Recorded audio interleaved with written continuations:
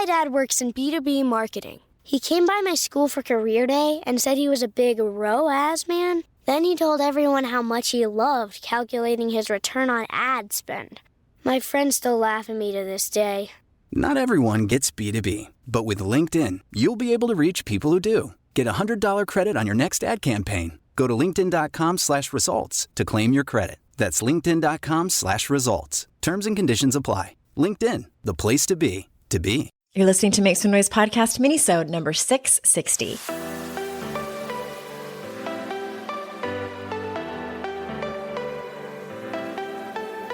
Welcome to Make Some Noise podcast, your guide for strategies, tools, and insight to empower yourself.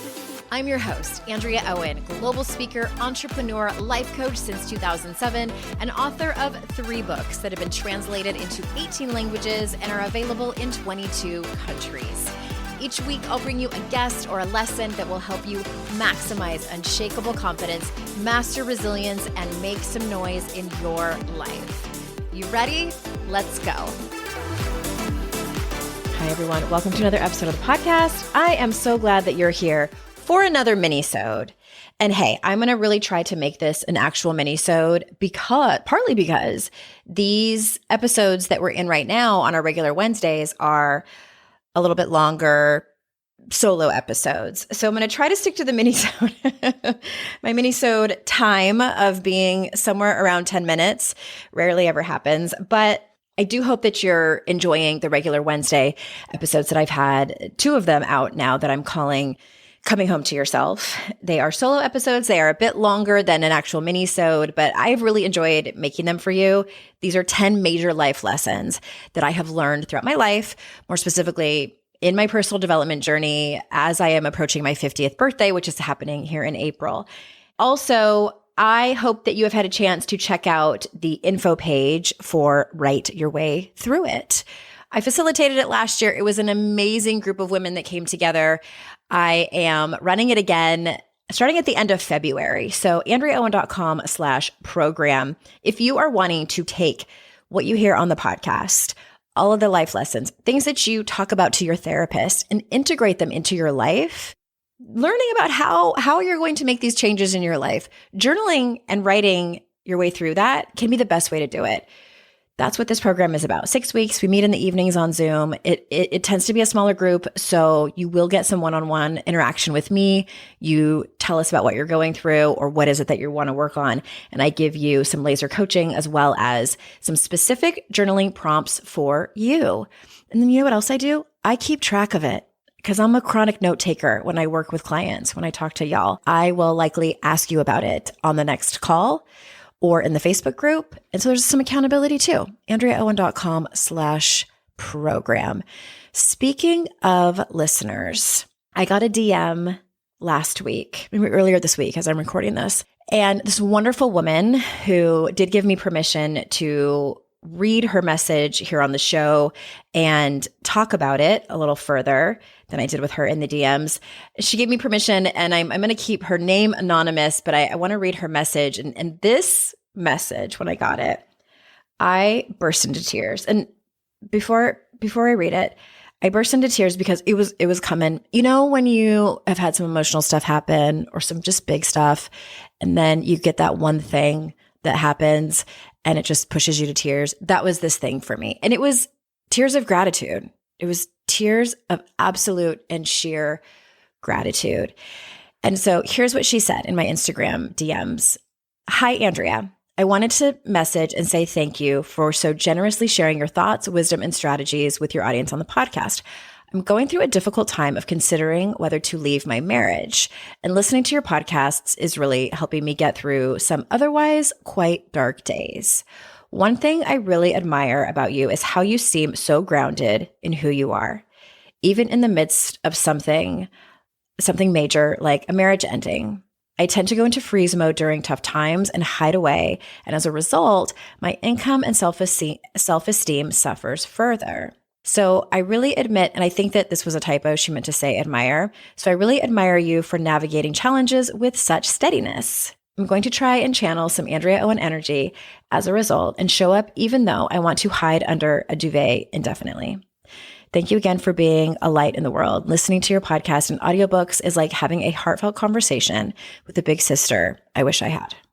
Thank you so much to this wonderful human. And one of the reasons that I think it pushed me to tears is because the validation of being seen in that way, and what she said at the very end, like having a heartfelt conversation with the big sister I wish I had, like that has been my goal from the very beginning with all of you, is I wanted to be the person that talked about the things that the vast majority of us are experiencing, but maybe we didn't have that person to talk to. I wanted to be the person that shed light on uncomfortable things, as well as walked through it in real time a bit. You know what I mean? Like I'm not here to walk through in complete real time about difficult things that happen in my life, but I am not going to sit with it for very long before I start to talk about it. So that being said, the other thing that made me emotional about the message was it just kind of the sheer human experience and the emotional stuff that comes with that, of being seen, of truly being seen, and knowing that someone else understands and sees that even through difficult times, I have the ability to remain grounded in who I am. And that has not always been the case. I think that's why I got so emotional. It has not always been the case. Especially in the beginning of our personal development journey, we might not realize that that is a goal, that is something that we're looking for. Because when you can do that, that's doing your best. When you get to that place, when you are handling hard situations from a place of feeling grounded and anchored in knowing who you are, that is the definition of doing your absolute best. Then I'm going to expand on this a little bit. So hopefully it's helpful. There are 3 main things, because I sat down and I thought about it and I was like, what is it that I do that makes it so I am able to stay grounded in who I am when I go through difficult things? And there's 3 main things that I can, if I had to pinpoint it and explain it, it comes down to values. It comes down to self-trust, which is what I talked about a week and a half ago on the podcast, in lesson 1 of this 10-lesson series. And it comes down to my support system. And there are a lot of ancillary things from each of those 3.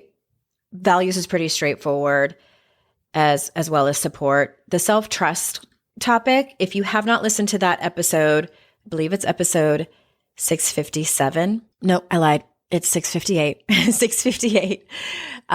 Lesson 1 on self-abandonment and self-trust. I highly encourage you to go there, and because I'm just going to touch on it in this particular episode. That one is sort of more of an umbrella to lots of smaller topics around it, but values and support are a little bit more straightforward. So we talk about values. I have talked about values in every single one of my books. In all 3 that are, at least the 3 that are out right now. In 52 Ways to Live a Kick-Ass Life, there's a chapter on it in How to Stop Feeling Like Shit. It is the very last chapter. And in Make Some Noise, although there isn't an entire chapter on it, I do touch on it. Values is paramount and foundational in terms of your personal growth. And so I have done my own values work. I do it with most of my clients. And for me, I have 4 main values that I strive to live my life according to. They are responsibility. So that is taking responsibility for my own life, taking responsibility and accountability for my own behavior. And so that matters how I show up with my communication. That matters how I show up in my behavior. That matters how I show up in my thinking. So there's responsibility. There's courage, which means that I think about doing the thing that is hard when to do something else, like a pattern that I'm used to, is easier. So for a quick example, that might look like how I communicate, how I respond to someone, if we're talking about like leaving a marriage, your soon-to-be ex-spouse might not be communicating with you well. And the easy thing to do is to respond in the same manner, to respond passive aggressively, sarcastically, be mean, be manipulative. That's the easy way. And let me tell you, that is absolutely the way that I want to respond most of the time when I'm in that situation. However, being courageous means taking a beat and deciding to respond in a way that I am proud of. And it might be the most difficult thing that I've ever done. but I know that I am going to be proud of the person that I showed up as, no matter what. That's an example of what courage looks like in my life. Another value of mine is trust. And trust was actually added to the list several years ago as a newer one. And because it was one that I knew I needed to work on a lot. Trust is about, a lot of it is about trusting myself and learning to trust other people. And there's so much more that goes into that, but I'm going to stop there. And then the last value, and this one is newer, is empowerment. And so what that looks like for me is regularly, not constantly. I was going to say constantly, and I'm like, that's not true. Everybody needs a break sometimes. Regularly showing up as my best self, regularly working towards being another person. It's working on myself, personal development, really, at the end of the day. And how can I create my own development and strive towards empowerment? Like, empowerment is the goal. So those are my 4 values in a nutshell. And here's a main difference, because this is my second divorce. The main difference between my first divorce that happened when I was 30, so that started in 2006, versus this one that started in the beginning of 2023. The 2 main differences were, the first time I hadn't started my personal growth journey. I had dabbled in it a little bit, but by no means had I actually started it.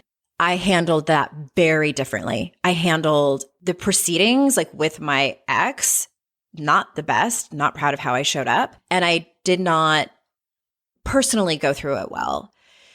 This time, it was a very different experience. Not only logistically, it's harder, because we share children and assets and like all of those things that make divorce hard. But also, I am deep in my own personal work. Therefore, I was able to handle it in a way that I was proud of. And I will also say this: handling things and responding to things and reacting to things in a courageous, responsible, trusting, empowered way was some of the hardest work I have ever done in my life. And I say that with emphasis because I fucking mean it. Dealing with what I dealt with, and it's still not over, almost there, I can smell the barn, but it has called upon me. It is PhD level personal growth. I have been tested more than I ever thought possible to be able to show up the way that I wanted. But knowing what my values were helped incredibly. So if you've never done values work before and you have How to Stop Feeling Like Shit, which is my second book, chapter 15, I outline exactly what I do with clients in that chapter, and you can do it on your own. All right, we need to take a quick ad break. When we get back, I'm going to talk about the other 2 things that have helped me walk through the ending of my marriage with steadiness. Be right back. Let's talk about something that doesn't get enough airtime: perimenopause and menopause. Hot flashes, sleepless nights, mood swings, brain fog, body changes. You're not imagining it. It's real and it's frustrating. But here's the good news. You don't have to live like this. Meet MIDI Health, specialized care just for women navigating this stage of life. With MIDI, booking a virtual visit is simple. You'll meet with a compassionate clinician who gets it. They'll listen to your symptoms, answer your questions, and create a personalized care plan just for you. MIDI Health treats hot flashes, night sweats, trouble sleeping, painful sex, vaginal dryness, and libido changes, weight and body changes, brain fog, memory lapses, moodiness, anxiety, and depression, period problems, hair and skin changes, joint pain, bone loss, and fracture risk, and more. MIDI's recommendations can have a huge impact on your well-being. And guess what? Visits and prescriptions are covered by major insurance providers. No memberships, no hidden fees. If insurance isn't an option, their affordable cash prices keep care within reach. You deserve to feel amazing. training. Don't wait. Book your virtual visit today at joinmidi.com. That's joinmidi.com. Midi Health, specialized care for your next chapter. I want to talk to you all about something I've struggled with in the past, and that's my relationship with food and my body. I struggled with anorexia for years in my 20s, and finding good treatment and reaching recovery was complicated for several reasons. One being that treatment wasn't covered by insurance simply because I still got my period. It was frustrating to have to handle it all on my own. Eating disorders are so common, but really aren't talked about enough. That's why I'm excited to introduce you to Equip. Equip is a virtual, evidence-based eating disorder treatment program that helps you recover at home so you don't have to press pause on work, family, or other important parts of your life to heal your relationship with food. Equip provides you with a dedicated care team that can include a therapist, a dietitian, medical provider, and a mentor who has been through recovery. Equip treats patients of all ages with all types of eating disorders, is covered by insurance, and has no wait list. If you're struggling with your relationship with food and your body, or know someone who is, don't wait to get a free consultation with Equip. Visit equip.health/noise to learn more about Equip's virtual, accessible eating disorder treatment. That's Equip, EQUIP.health/noise. Love, exciting and new. Hello, Hannah Waddingham here. Have you seen the fabulous new Sun Princess? World-class entertainment, exceptional dining, and the greatest pizza ever. It's alive. Don't miss our Come Aboard sale with up to 40% off and free room upgrades. Visit princess.com or call your travel advisor to book. Princess Cruises. Terms and restrictions apply. Offer ends 2/28/25. Ships at Bermudan and British Registry.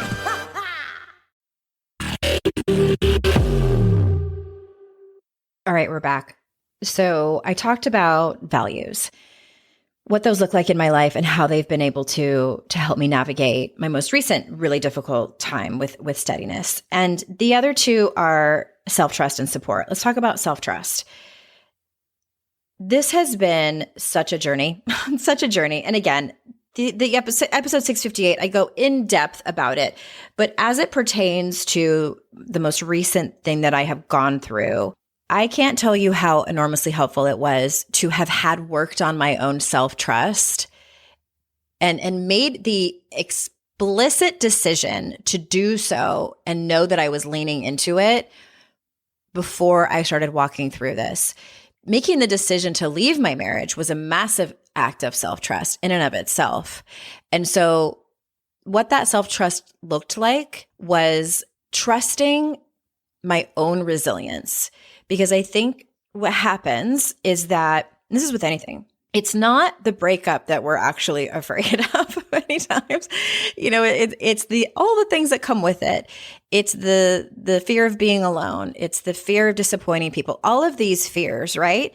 And then beyond that, you know, I love the 7-layer dip. Beyond that, like what's underneath? What's underneath? What's underneath? What's underneath is the feeling and experience that we suspect we're going to have as we go through that, right?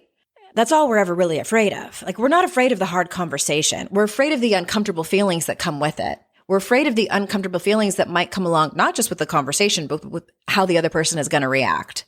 That's what we're afraid of. It all comes down to emotions and the experience of them. And so I had to spend some time thinking about and feeling into the knowledge that no matter what this threw at me, no matter what the circumstance and the feeling that came with it, it wasn't going to kill me. Because deep down, sometimes that's what we think. Like, there's no way I could go through that. Have you ever heard someone say that? Have you ever said that to someone? I don't know if I could have handled that. I don't know how I could have kept getting out of bed. I don't know how you did that. I've heard that so many times. And it is about understanding and accepting that this is going to fucking suck. This is going to hurt like a motherfucker. And it has to be done. It has to be done in order for me to live the life that I truly want to live. It has to be done in order for me to continue on with this journey we called life and have it look like I know my intuition is telling me that what's possible. So it's trusting and leaning into your own resilience. And not just that, it's trusting and leaning into your own inner wisdom. Trusting that that voice that's telling you what the next right thing is for you to do is also the voice that's going to tell you that you're going to be okay, that this is for the best, that this is going to help you grow, that this is going to be the thing that allows you to shed the skin that needs to be shed in order for you to be the next version of yourself. That's what self-trust looks like in this particular situation. It was those two main things, trusting my own resilience and trusting my own inner wisdom. The last thing that I want to talk about in terms of how I got through this last big thing with steadiness, and this is the thing where I admit, like, did I always walk through that with steadiness? Absolutely not. No, I had some dark moments. I had some definite suicidal ideation. I had moments, and I'm going to write a book about it, of course I am, where I thought the option of ending my life felt better than having to wake up tomorrow morning and have my circumstances be the same. 100%. I had several moments of that. That event, I can talk more about it a little bit as time goes on. There are most things I will have to keep private in terms of this particular split. There were times where I felt decimated emotionally, financially, spiritually, like physically, all of it, where it brought me to my knees. 100% brought me to my knees. I'd never experienced anything like this before. It involved multiple people. Like, it just was a fucking mess. And unexpected, very unexpected. I did not expect this to happen. I was like, oh, wow, this plot twist sure threw me for a loop. If you would have asked me 5 years ago, how do you think it's going to go if you decide to leave your marriage? I would not have expected this. And so I was surprised and and totally unprepared. So my point is, the third thing is support. Who are the people that you are leaning on? Choose them carefully. And my hope is that you have nurtured friendships and relationships where you trust them enough that you can tell them and ask them for exactly what it is you need. My hope also is that you have the insight, the self-awareness, and the wisdom to know exactly what it is that you need. For example, I knew there was a point where I was in such the depths of despair. I would message my friend Kate Anthony, who's been a guest on this show, my friends Amy Ehlers and Samantha Bennett, also been guests on this show, and said to them, all I need for you is to tell me that this is temporary, because I'm in a place right now where I do not see a way out. I feel like I am so stuck and that this is never going to get better, because every minute felt like an eternity. It felt like a year. Just trudging through every minute of the day was excruciating. I felt like I had cement on my feet, and I just was questioning if I could take any more. The level of pain I was in felt monumental. And so I would ask my friends, this is just one example of what I asked for. Can you remind me that this is temporary and that I'm going to be telling the story on the podcast, that I'm going to be on the other side of this someday.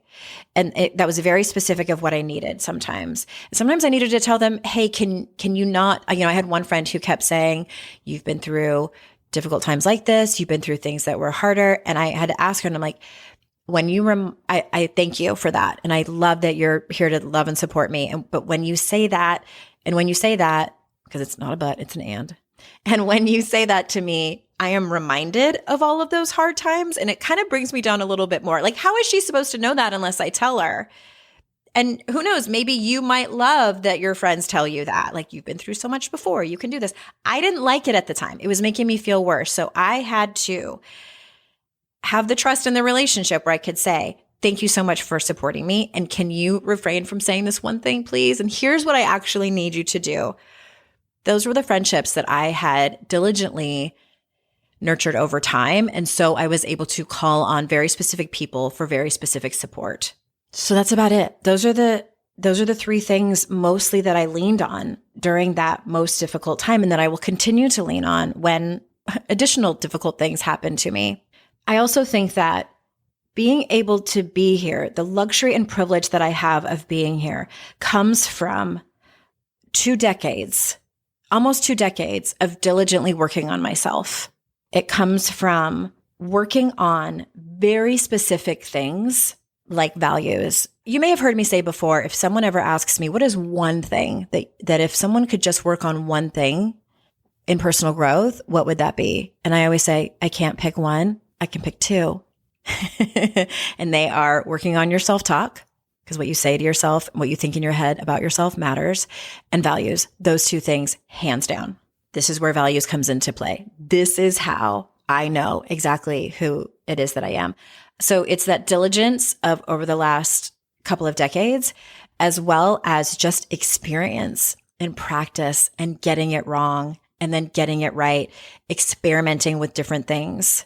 I also think it's helped that I'm at this age, because I don't know if I could have, when I was 30 in 2006, walking through as difficult as it was back then, even if I had done some work on myself, I don't know if I would have had enough experience under my belt with difficult times to be able to have come out on the other side at the same that I am now. It would have helped tremendously if I had already done some inner work, but I do think that it is a benefit that I am at the age that I am now. I am seeing that there is something really beautiful and special that comes with arriving middle age and taking a look around and taking inventory and stock and everything that you've learned about yourself in your relationships, et cetera, et cetera.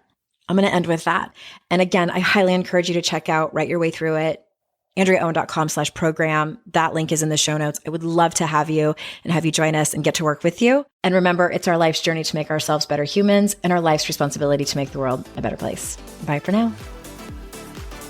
Hey everyone, thanks again for listening. I would be so incredibly grateful if you haven't done so already, if you could leave a review of this podcast on Apple Podcasts. Super easy if you already listen to your shows over there. But if you don't, or maybe you have the app on your phone, but you listen to the show on a different app, if you could leave a review for this show, it matters so much. I wish I could express how much it matters. I also wish that it didn't matter so much, but alas, it does. So if you haven't already, please go review and rate the show. It would mean so much to me. And thank you so much. I hope you have an amazing day.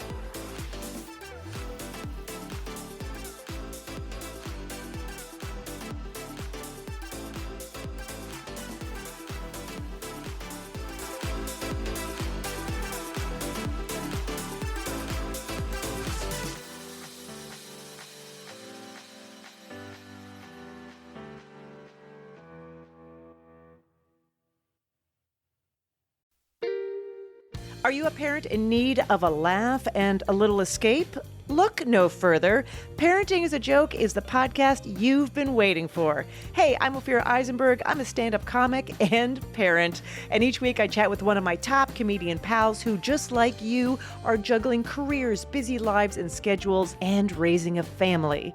You can expect candid stories, hilarious mishaps that happen on stage and at home, and just a lot of laughs. There's no expert advice here. Well, actually, sometimes a good idea does sneak its way in, but mostly just pure, relatable fun to remind you that we're all in this parenting adventure together.